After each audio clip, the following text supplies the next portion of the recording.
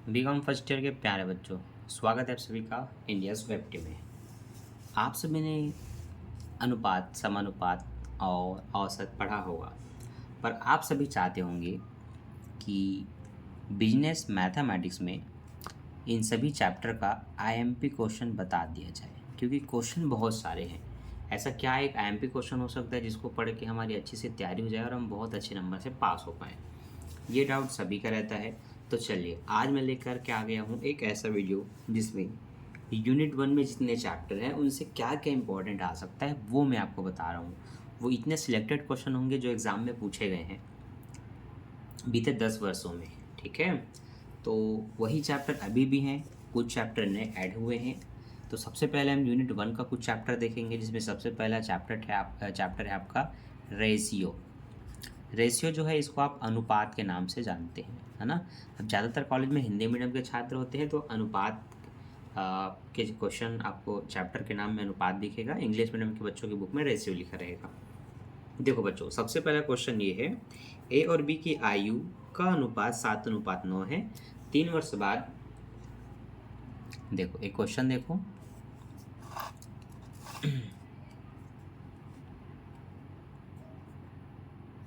Question 1, ए व B की आयु का अनुपात 7:9 है। ए व बी की आयु का अनुपात क्या है? 7:9 है, ठीक है। 3 वर्ष बाद इनकी आयु का अनुपात 4:5 हो जाता है, ठीक है। कितने वर्ष बाद? 3 वर्ष बाद इतना हो जाता है। तो वर्तमान आयु ज्ञात करना है।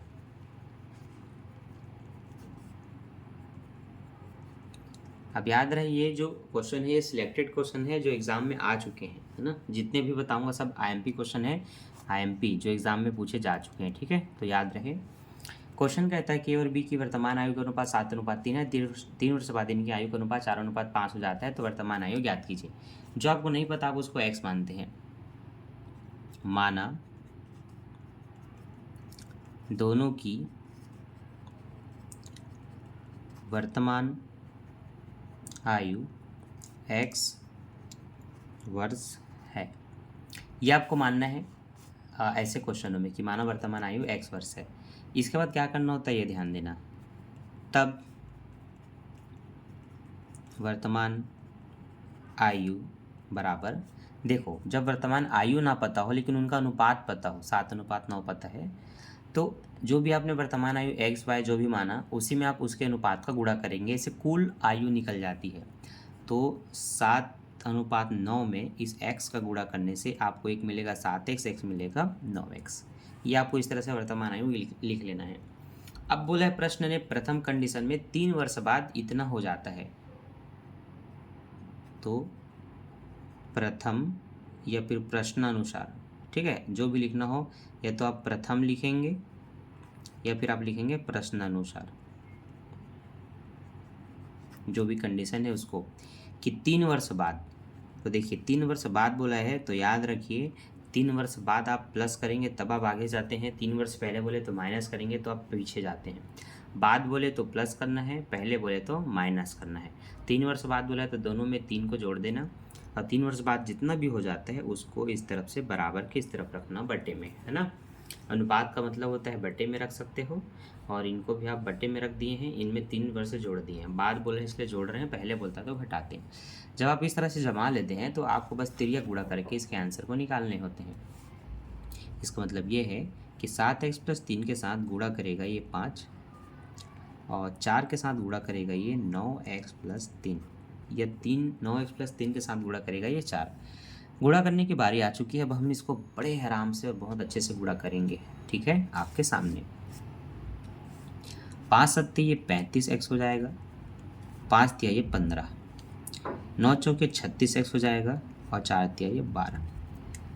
36x यहीं रहेगा, प्लस 35 इधर आके माइनस 35x हो जाएगा। पक्षांतर कर देंगे, प्लस 12 इधर आ क्या हो जाएगा? -12। पक्षांतर करने से चिन्ह बदलती है, पता होना चाहिए। प्लस माइनस हो जाता है, प्लस माइनस हो जाता है। 15 में ये 12 घटेगा तो 3 बचेगा। 36 में ये 35 चले जाएगा तो 1x बचेगा। इस तरह से आपने x का मान निकाल लिया 15।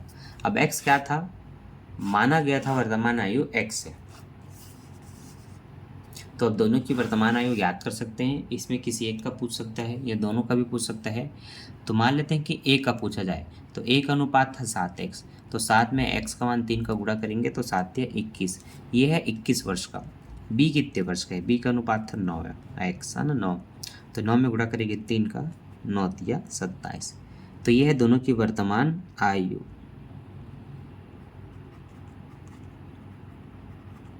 ठीक है, ये क्या है, दोनों की वर्तमान आयु है ना। 21 वर्ष का है, एक जने 27 वर्ष का है। तो इस तरह से आप अपने क्वेश्चन को बनाते हैं या पूरा कंप्लीट देख सकते हैं। ठीक है, तो इसको नोट कर लीजिए क्योंकि ये इंपॉर्टेंट क्वेश्चन है जो आपके एग्जाम में पूछे गए हैं और ऐसे ही रिलेटेड क्वेश्चन आते हैं, है ना। अगला क्वेश्चन दिखाता हूँ, बताता हूँ यहाँ साइड में। ठीक, जितने हो सकते हैं हम उतने क्वेश्चन कवर करते हैं आज के इस वीडियो में, क्योंकि ज़्यादातर मैं तो अभी आपके लिए वीडियो नहीं बना पा रहा हूँ।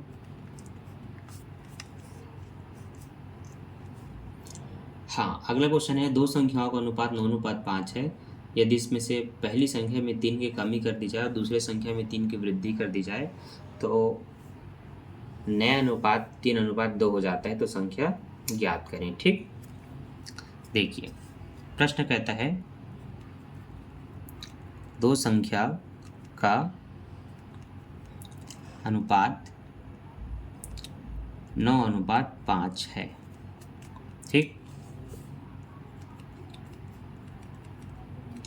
यदि पहले संख्या में, है ना, यदि पहले संख्या में 3 की कमी कर दी जाए, 3 की क्या कर दी जाए, कमी, तथा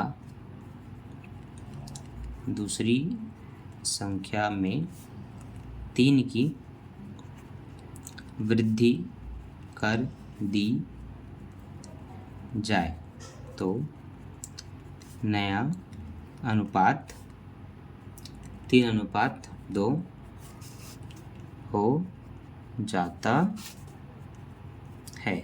ठीक है, ये रहा एक छोटा सा क्वेश्चन जिसे बोला है ये संख्याओं का अनुपात है, 1 में 3 की कमी 1 में 3 की वृद्धि कर देने से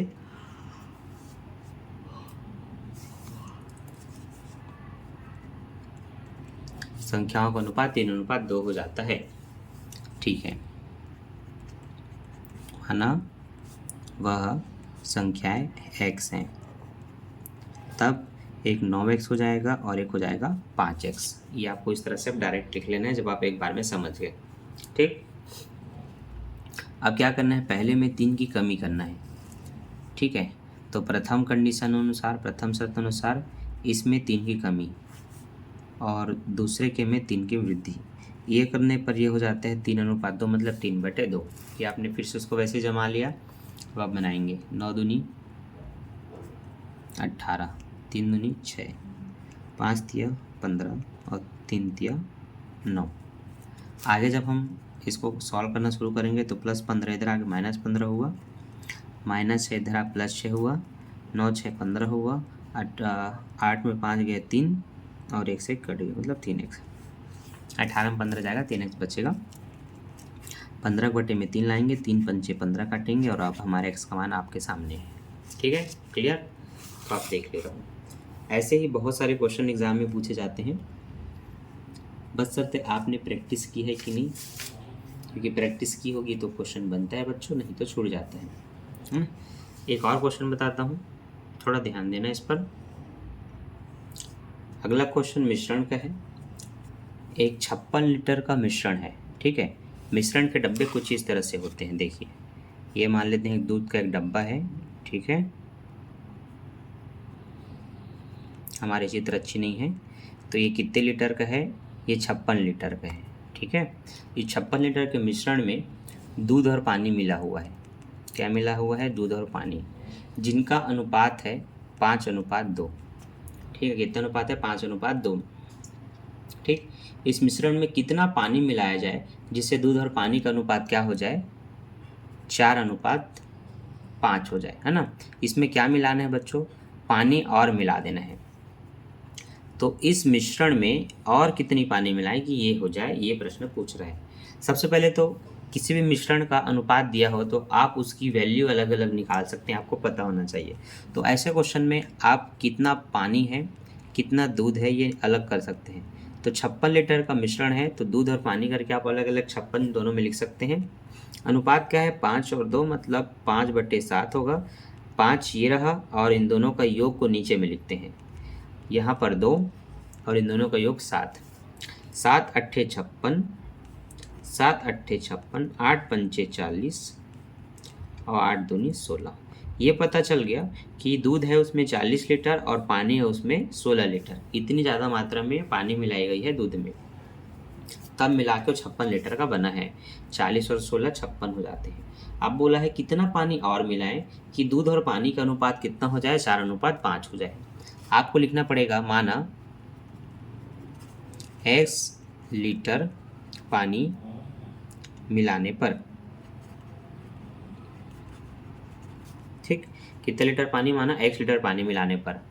तो देखो दूध और पानी का अनुपात आपको क्लियर पता है, तो अब आप 40/16 लिख सकते हैं क्योंकि ये दूध और ये पानी है। अब पानी में आपने लिखा है 1 लीटर पानी मिलाएंगे तो ऐसा रखेंगे, कितना हो जाना चाहिए, 4:5 हो जाना चाहिए, तो उसको आप यहाँ रखेंगे। ये होता है जमाने का एक प्रोसेस। जब आपने इतना कर लिया तो आप आंसर निकालने के लिए रेडी है।